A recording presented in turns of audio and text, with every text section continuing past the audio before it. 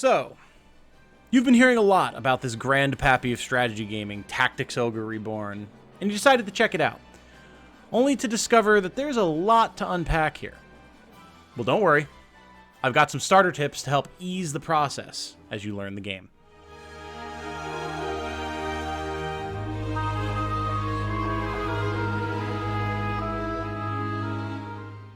Hello everyone, my name is Tom, otherwise known as Titanium Legman. If you find any of my content fun, entertaining, or educational, please subscribe. I'm a small creator, making YouTube my full-time career, and I'm pushing for 2,000 subs by the end of the year, so I need all the help I can get. Thank you. Our first point is a simple one. Divide and conquer. Now I know some of you may roll your eyes at this, but seriously, pick your targets, focus them down. There's a reason that everyone's favorite Birdman Canopus tells you to do as much early in the story, because it is really the best basic strategy you can use. You see, the AI in Tactics Ogre Reborn is really, really good. So it's going to know when it needs to pull back and heal an injured unit if you give it the chance. Conversely, it may decide, if you don't finish off a dangerous enemy, that it's going to run into your backline, make a beeline for your healers and your wizards, and give them a royal ass whooping before they go down for good. Don't let either of those happen. Number 2, utilize buff cards. Again, this one probably seems obvious, but I was blown away by how big of a difference actually picking up buff cards makes. The difference in damage that you deal, or that the enemy deals to you, if you let them get a few cards, is staggering. Early on in the game, I wound up having 2 fights with Necromancer Nybeth. In the first, he got lucky, and his units were able to pick up a lot of damage and crit up cards. Once that happened, he wiped the floor with me. There was nothing I could do. The second time around, having wised up a bit, I pushed more aggressively and was able to secure more cards for myself.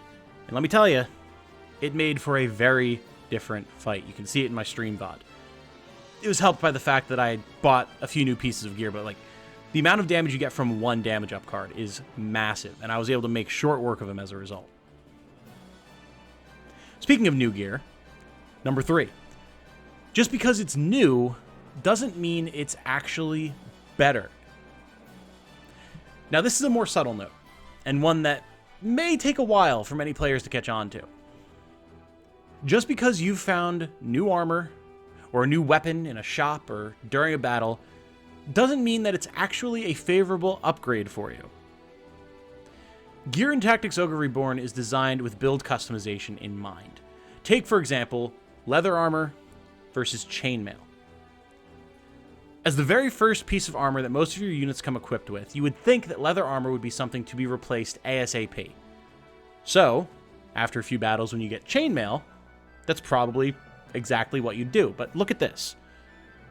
We can see on Denim, by switching from his leather armor to chainmail, yes, he would gain defensive stats, but he would also lose damage, HP, dexterity, avoidance, and resistance.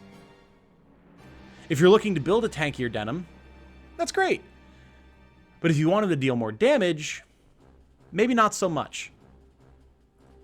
Make sure you're choosing gear that complements your build for any given unit and the tactical needs of the current battle. Don't just throw on the new hotness. 4, make your weapons work for you. You see, stat differences aren't the only things that gear brings to the table. Your equipment can also grant you skills, such as this short sword, which grants the parry skill.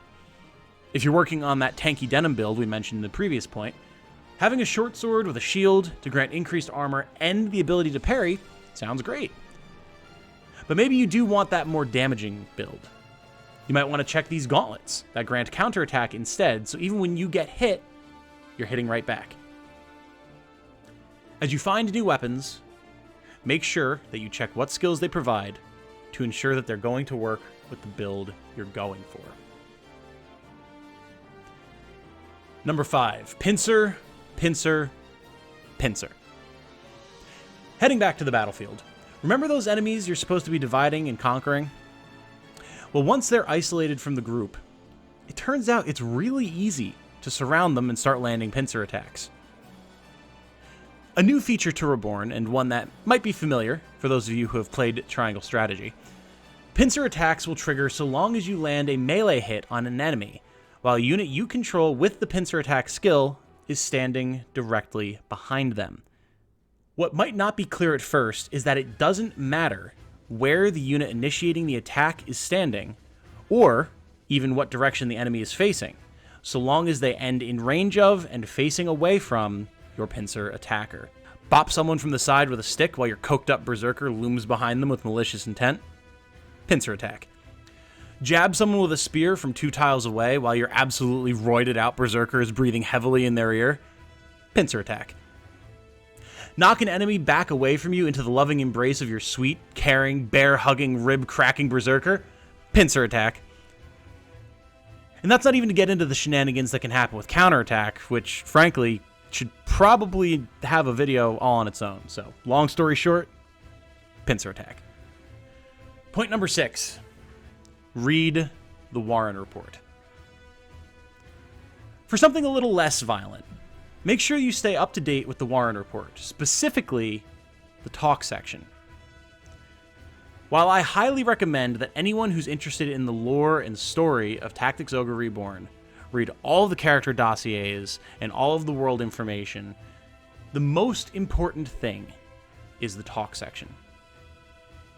Here, you'll find recaps of current events, hints as to what's happening elsewhere in the world that may or may not come to impact you, or most importantly, notices that open up entirely new maps and dungeons that you otherwise would completely miss.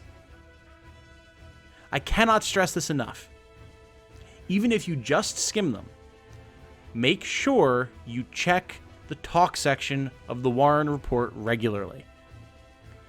Some of the best, or at least most useful, content in the game is locked behind it.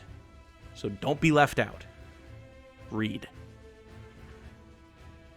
And finally, number 7, experiment. This final tip is a general suggestion for everything in the game. Just try stuff. From my initial experience with Reborn, the balance changes that have taken place in this version of the game have made anything viable. When you get a new class, change someone to it and try it. New spells or skills, try them out. Maybe you want to put a new weapon on an old class and see how it performs. Why the heck not? There's a ton of diversity in build crafting at your fingertips, and you'd be doing yourself a disservice if you didn't dive in and check it all out. For example, one of the more derided classes in Let Us Cling Together, the previous version of the game, is the Rune Fencer / Valkyrie. The reason for that is they were kind of a jack of all trades and a master of none. They could use a variety of different weapons, but weren't particularly great with any of them, and they could use any element of magic except dark, but really weren't going to be as accurate or deal as much damage or even have as much spell variety as a more dedicated caster like a wizard or an enchantress. So rather than use a Rune Fencer, people chose to just have more specialized, more effective classes that did one thing and did it well. Now in Reborn, not only do Rune Fencers seem to have better stats, be dealing more damage, but they also have a greater variety of abilities at their disposal that make them more versatile. For example, they have an auto ability that will apply the air-touched and air-attuned abilities to them, and there's one of these spells for every element in the game. This activates on a random chance and infuses them with the chosen element, which does 2 things. First, it makes it so that they actually deal damage of that elemental type on top of their normal physical damage. This is an added bonus when they melee attack an enemy, which can add up to a decent amount. It's about 20% extra damage, which is a lot. And it also gives them increased resistance to the element in question. And this activates for free. And as far as I've seen thus far in my time with the game, Rune Fencers are the only ones who can get this ability. So really, experiment with stuff. You never know what's out there. Even if something doesn't sound like it would be good, it probably has some pretty decent uses. And those are my first 48-hour tips for new players. I hope you found this useful. Let me know in the comments below if you have any questions or suggestions for future videos. There's going to be plenty of Tactics Ogre content coming from me in the near future, so make sure you subscribe, Keep an eye on the channel. It's going to be good. Again, my name is Tom, otherwise known as Titanium Legman. Have a good night. Stay safe and healthy out there. And remember, be good to each other. Bye now.